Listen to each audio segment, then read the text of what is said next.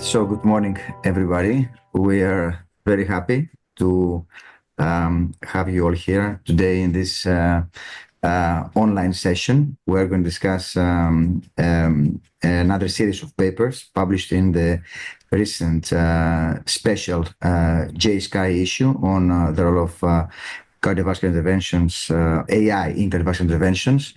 My name is Yiannis Chatzizisis. I am a professor and chief at the Division of Cardiovascular Medicine at the University of Miami and director of the Center for the Digital Cardiovascular Interventions at the same place.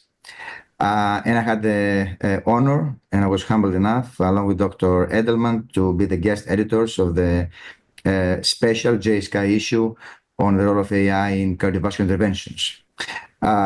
We're here today to discuss three very important papers published in this special issue. The first is on enhancing diagnostic accuracy and procedural outcomes in interventional cardiology through machine learning. The second is role of AI in pre-procedural planning and procedural assistance. And the third, the role of AI in clinical decision support systems on complications following PCI. And there's a fourth paper, there's four papers today, role of AI-powered EKG analysis to detect very swiftly culprit lesions for STEMIs. I'm joined today with an esteemed panel of experts, leaders, physicians, investigators, Dr. Khalpey, cardiothoracic surgeon from Honor Health in Scottsdale, Dr. Fischer, internal medicine resident at the Department of Internal Medicine in Kettering Health, Ohio, Dr. Herman from the Cardiovascular Research Center in Aalst, Belgium, who is also the chief medical officer and co-founder of PM Cardio that produces this technology for automatic detection of culprit lesions by EKG. Again, thank you all so much for being here today. We'll keep it very interactive, very interesting. We're going to have each of us presenting a paper for a few minutes, and then at the end, we're going to have jointly all together a very interactive and interesting discussion.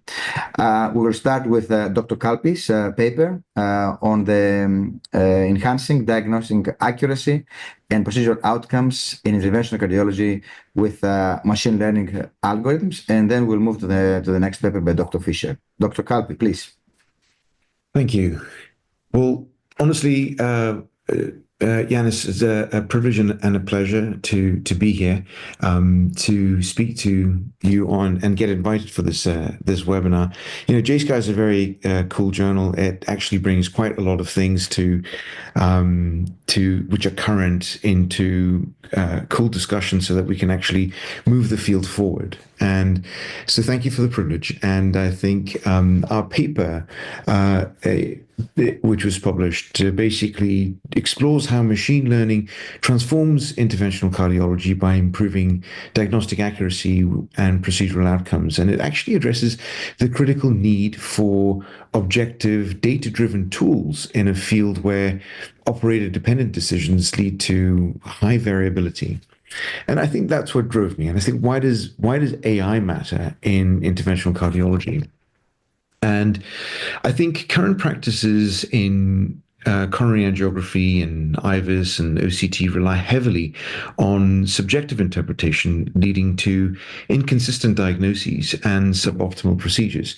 I mean, some of the time when I'm talking in a heart team, we only agree 80% of the time for a revascularization method. And I'm sure you've come across that sometimes. And, you know, machine learning offers automated, precise analysis and personalized decision-making. And it reduces this variability, and it actually could enhance patient outcomes. And I think the key contributions to what our paper brings, there's three. And I think automating image analysis is important because it allows, rapid decision-making.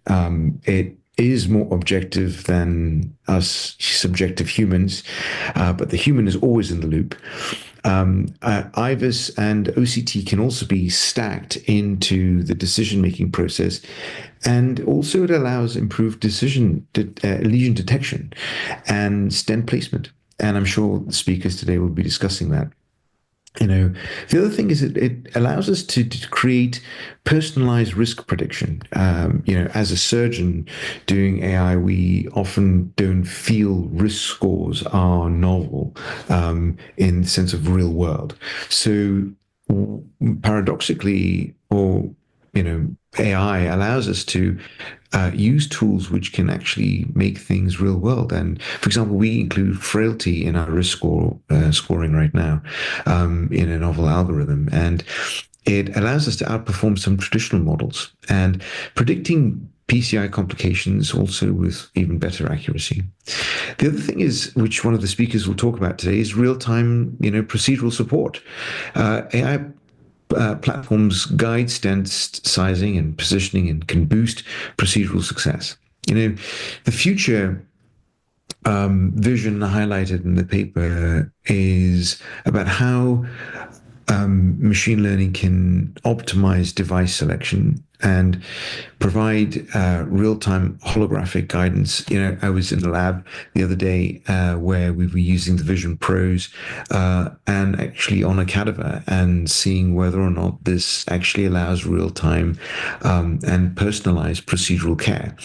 And I thought that was cool. So that's what's in the paper too. And emerging innovations like federated learning and quantum AI promise to enhance model reliability and even the scalability. And, the challenges that it addresses all allow us to be more responsible in adopting AI and tackling data bias with more diverse data sets, which I'm sure we'll discuss, as well as ensuring explainability for some models. I mean, I've always been somebody who wants to know about a mechanism or the why, and that enhances clinicians' trust.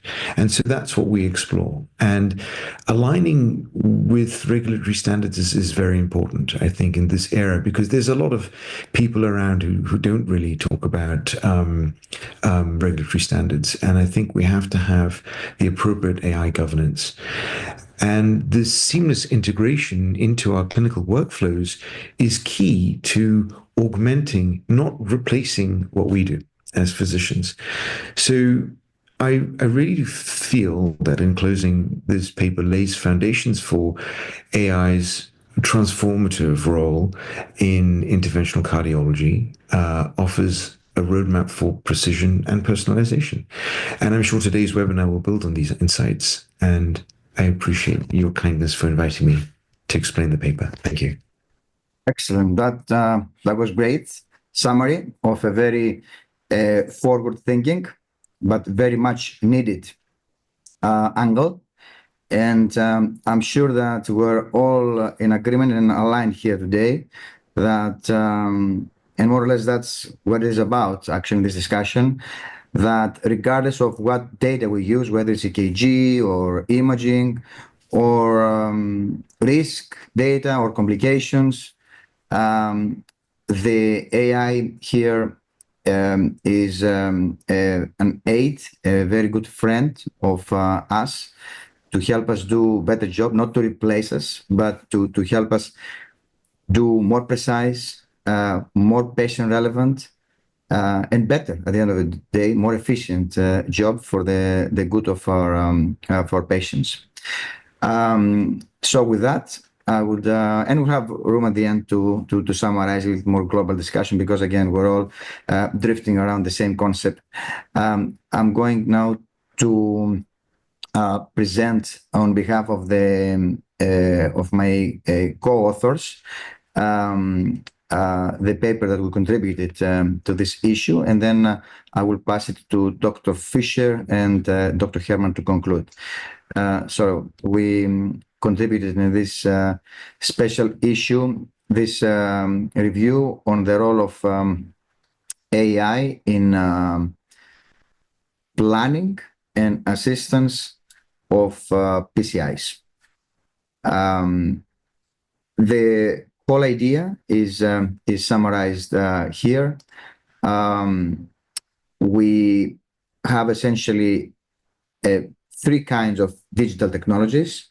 It's the simulations, computation simulations. We have the big umbrella of AI, machine learning, deep learning, and computer vision, and so on. And of course, we have extended reality, which incorporates augmented, virtual reality, and so on. So we approach things a bit more globally. And we have here, we show here that AI is in the epicenter of what we call digital assistance of PCI. We have the capacity of using simulations, computation simulations, to plan the procedures through automatic image analysis, risk prediction throughout the procedure, patient-specific simulations to plan and see our procedures before they actually happen, inform even our patients on what is going to happen, and of course achieve training by seeing the procedures through the simulations, achieve training for the operators. And obviously AI here, through machine learning, deep learning, computer vision, is in the epicenter, is key, is the foundation to achieve all this simulation, computer simulation, guided pre-procedural planning. And also, during the procedure, extended reality tools and technologies can help us navigate smoothly and guide through the procedure through real-time imaging and data analysis, through robotic interventions, which can achieve consistency in delivering the care recommended by the AI-powered and simulation-powered analysis, and of course, decision support, clinical decision support at the point of care in the cath lab during the real-time acquisition of the data and need to make decisions. And as I said, AI here, as the big umbrella incorporating machine learning, deep learning, computer vision, can play a key role not only in planning of the procedures, but also in real-time procedural assistance. Where we move with this, I believe we move to the cath lab of the future, hopefully near future, where we will have tools, AI-powered tools for real-time image processing, automatic image analysis, enhanced visualization. We will have real-time clinical decision support systems to recommend the best way to prepare these lesions, depending on the individual anatomy and biology, recommendation about the technique, the stent technique, recommendation about the balloon and stent sizing and positioning. And hopefully with a robot that, as I said, will achieve consistency in delivering this care and reducing the inter-operator variability.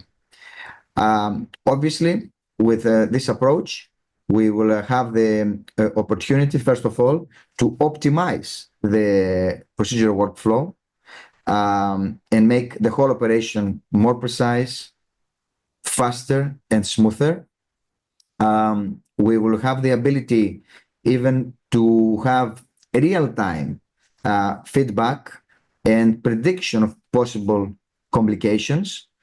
And this is going to add another layer of safety and efficiency for the procedures.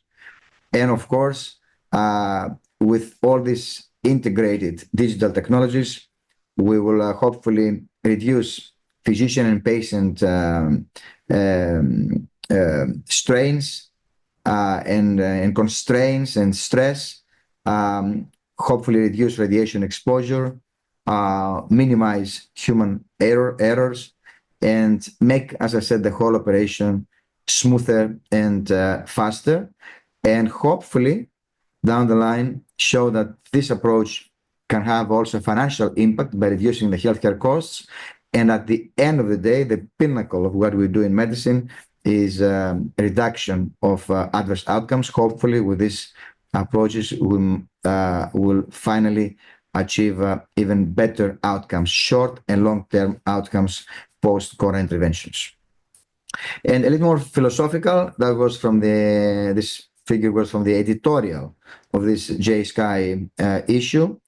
With Dr. Edelman, we put together this editorial where I believe here we summarize how all these digital technologies can change the game by democratizing the expertise, essentially translating the expertise from specific centers to the whole planet, to the masses, helping us with better and faster and more precise planning of our procedures through these digital twins, help with device R&D to accelerate this process, minimize the dependence on very expensive animal experiments and move towards more using digital twins and computation simulations to accelerate device R&D.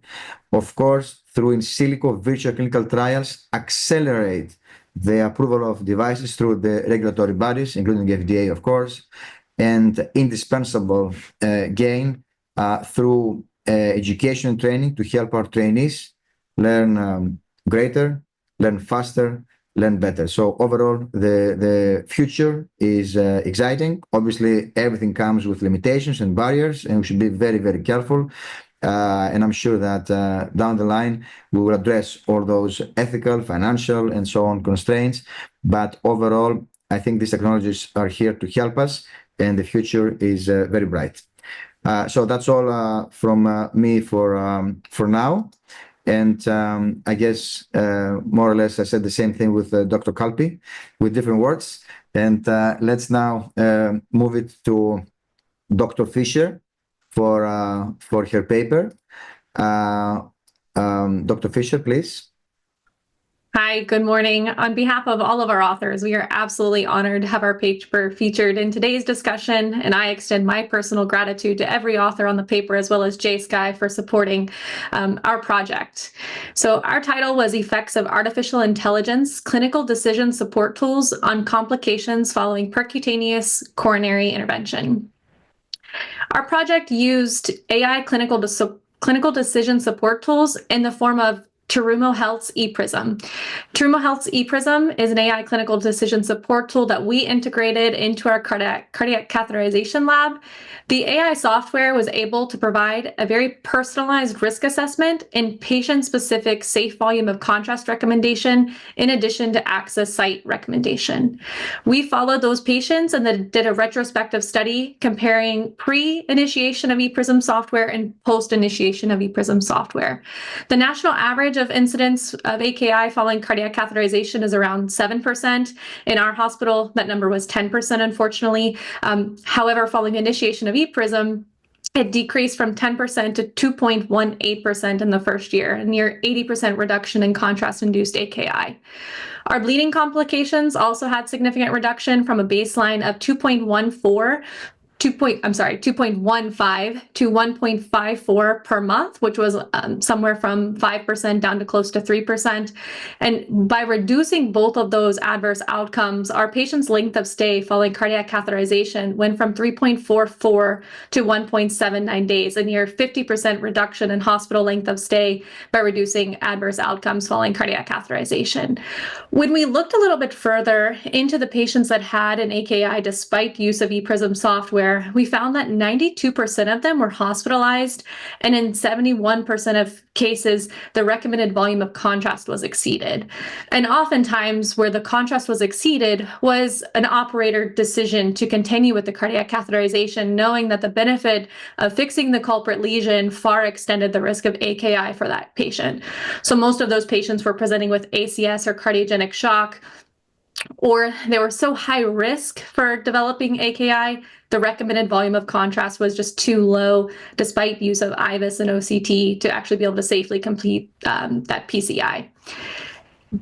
So what we really came to the conclusion of was that use of ePrism software was able to improve patient outcomes, reduce healthcare costs, and ultimately was good for both the network system and our patients coming in for PCI. Excellent. Very concise, but sometimes you don't have to say a lot. You have to say exactly the right things. And I believe that this is another very direct application by evidence on how AI can help us do a better job, right? And identify and predict complications, which by doing this will help us deliver better care for our patients. So it's a nice application. We use a lot of AI tools to diagnose and plan therapies, but now that's a very interesting angle of application of AI in predicting the complications and adverse outcomes, which has to do with safety. Excellent. Let me pass it to Dr. Herman, to Robert, to conclude this session, and then we're going to go to some discussion. We're going to discuss here about EKG handling and mining with AI to predict OMI versus NOMI. Thank you very much for the opportunity and introduction. And it's my pleasure to, on behalf of all the co-authors and the national PIs, present our AI ECG TIMI study.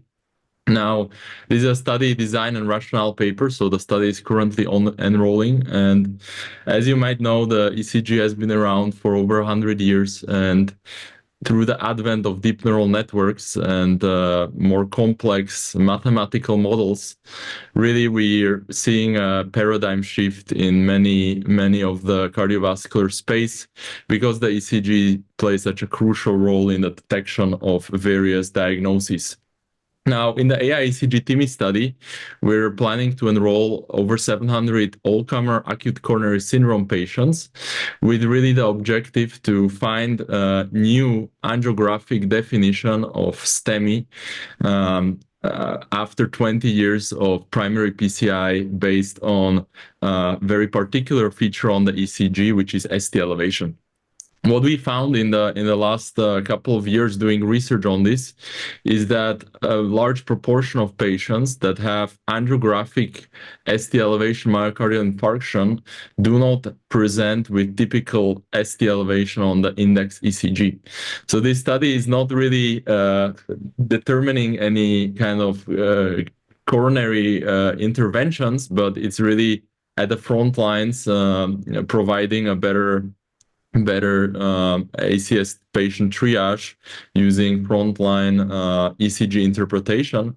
And if we look at why, if we look at the challenges in the definition of, or angiographic definition of acute coronary occlusion, or what we today know ST elevation myocardial infarction, we see that the big issue why it's being defined by the initial ECG is that there is actually quite a dynamic nature of coronary occlusions due to thrombotic culprit stenosis, and patients with typical STEMI on the initial ECG in the emergency department, when coming to the cath lab, might have a fully open patent vessel. And what we also know, and I mentioned this already, that there is plethora of STEMI equivalent ECG patterns. So these are patients that really have acute coronary occlusion due to thrombotic culprit vessel stenosis, but do not present with typical millimeters of ST elevation. A nice example is actually the ECG that I show here in the graphical abstract, and also why we've actually used this ECG pattern for our study logo, which is a pattern called hyperacute T waves and the De Winter pattern. And these are STEMI equivalents that are already recommended by international guidelines, including the ACC and ESC guidelines. However, no studies have actually correlated these on angiograms recorded at the same moment as the ECG. So the ECG is usually being done in the emergency department, not on the cath lab table. And the purpose of the AI ECG TIMI study is to really get an angiographic correlate of what these ECG patterns actually mean by continuous recording of the ECG during the angiographic procedure in all-comer ACS patients. So this study will enroll both STEMI patients and patients presenting without typical ST elevation, but where a cath lab is clinically indicated. We have 9 centers participating in 3 countries, and I'm very happy to share that just yesterday, actually, we've hit a very nice study milestone with the first 100 patients being enrolled, and enrollment actually started in 3 out of 3 planned countries. So thank you very much for your attention, and I'm happy to answer any questions. Excellent. That was another excellent application of using digital technologies to identify the problem. Because we do see the problem, we do see lots of EKGs that don't look like a STEMI, but we end up having occluded arteries, and vice versa. Sometimes we have ST elevation without occluded arteries. So let me now have a little more global discussion here, and I would say I would start with a question to Dr. Fischer. How do you see this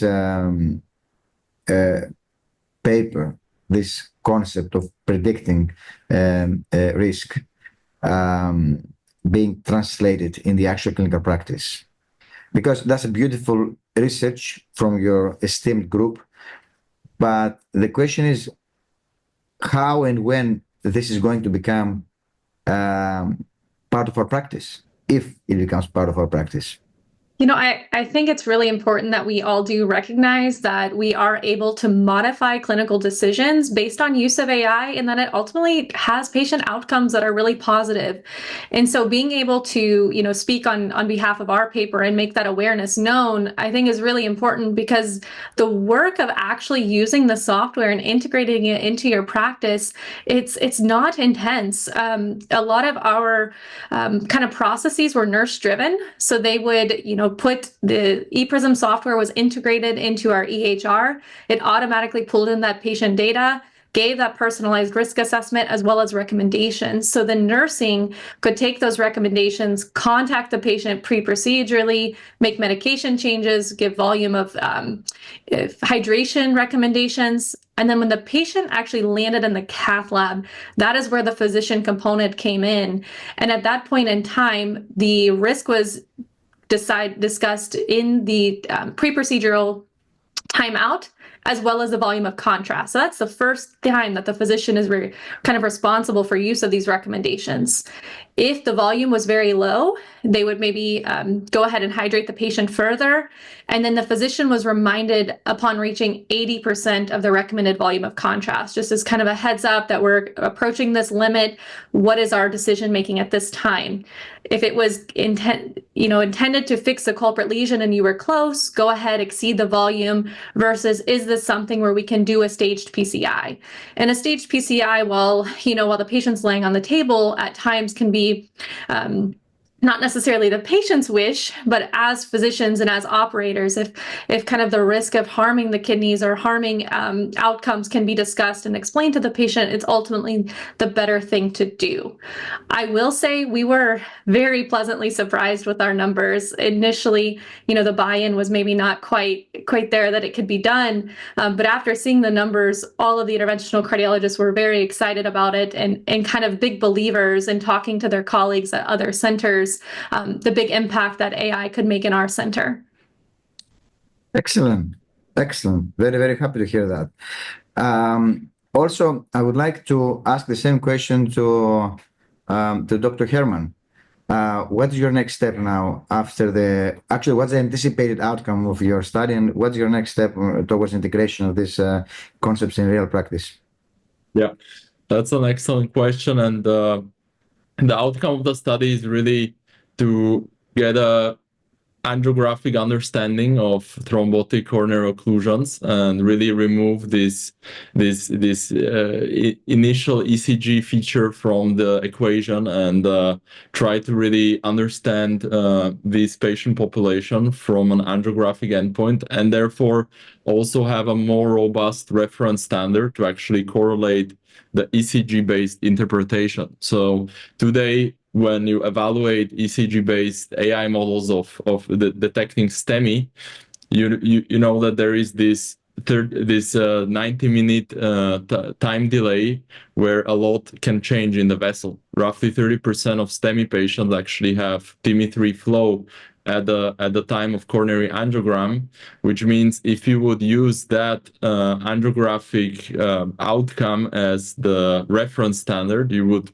cause a misclassification in roughly 1/3 of the patients. So we want to evade this by removing this time difference between the ECG and the angiographic outcome, and that's the purpose of the TIMI study. Now, as to the question about the implementation, so this is a very important point because I think there is a lot of research on AI. However, still implementation is very challenging. We've countered this in various ways. I think the most beautiful way that we've countered this is actually the ease of getting this to the frontline practitioners through technology that is called ECG digitization. So instead of actually integrating this with the EHR, we deploy this technology through smartphones, really at the front lines, where practitioners can simply take a picture of the ECG and get an AI reading. And this really helps navigate the kind of burdensome bureaucratic processes and allows frontline practitioners to benefit from this technology already very quickly. This is very interesting. I have to share a bit of a personal experience here. I have promoted this tool, this app, through the group chat we have in our division. I asked fellows to play with this. And even in the CAT conferences, every Tuesday morning, when we have an EKG as part of the history and the initial information before we go to the actual CAT images, we do play with this and just grab the image from the slides there and see what is the prediction from your tool. And then we have the answer by reviewing the case. I have to tell you that it works, but I have to also confess that there are some cases that it was the tool called them as obstructive MI, but it was not. Anyway, I'm sure through big data and bigger data, and that's why you do this study, it'll become better and better and more accurate. And I'm sure the foundation is great. Big data is going to make the change here. Dr. Khalpey, very interesting to know, very excited to know that you're a surgeon in practice, right? Yes. Yes, so a cardiothoracic surgeon dealing with AI to help us do better and faster diagnosis of intracoronary images and interventional data. It's very interesting. Thank you for coming to our field. And this is a real attestation of city surgery and interventional cardiology being under the same umbrella and the same family. So what is the, according to your intuition, or according to your understanding of things, where things are going, and when do you see AI for diagnosis and planning and image analysis being fully integrated, if ever, in our practice? Yeah, no, a great question. So I'm actually the network director for artificial intelligence in our 10 hospital system. So we're building a whole ecosystem. So, as ChatGPT brought AI to the world. And so it's fairly young. And 1 week in AI, as you know, is like 4 months in the real world, and it's really moving at a fast pace. So I think I do about 400 cases a year.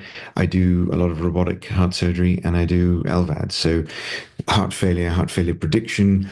And I got very frustrated with diagnosis. I got very frustrated with not being able to see or learn what my colleagues are seeing. So you as a cardiologist would tell me, Zain, I see that, it's pretty obvious that this is TIMI flow 3, and you've got to do something about this. And it's 2 a.m. And the tools, so it brought us together as a team to make a diagnosis together. And I thought, okay, how could we make this even better? How could we make this even stronger? And so when ChatGPT moved into different forms of computing power, I taught myself how to code, just so you know. So because I was so frustrated that nobody could do something that I wanted. And so I asked myself, how could we do and become better diagnosticians? And I thought imaging, why did IBM Watson fail? IBM Watson failed because of the crap input that us as physicians gave IBM Watson for cancer diagnosis. So garbage in, garbage out. Right. And beautiful thing about diagnostics is that we can actually, I think interventional cardiologists and cardiac surgeons are actually the same breed. We think the same, we act the same, we're aggressive at treating things, we're forward thinking like Fischer and Herman in terms of how they want to iteratively improve. So I think it's about building an ecosystem. I think you alluded to it. Digital twins is beautiful. I think we are working on some digital twin models right now with the VA. And I think that we will probably go from these swarms of agents into agentless. Reason is because logic and sophistication in all the computing power and where we're at right now with even quantum AI hasn't even touched the field. We would be able to use less computing power vis-a-vis DeepSeek and everything else into making more sophisticated logic and stratified algorithms which within a seamless agent rather than multiple swarms of agents which have technical issues with various MCP protocols and RAG models. But to be honest with you, we've got to simplify things. And that, I think, will be the future in making the human in the loop more intelligent. Yeah. And obviously here, I was presenting the other day in a prestigious Grand Rounds event how AI, more or less deeper application of what I showed in our paper with a specific case of all AI-guided left main intervention, totally AI-guided. And there was, here's the observation.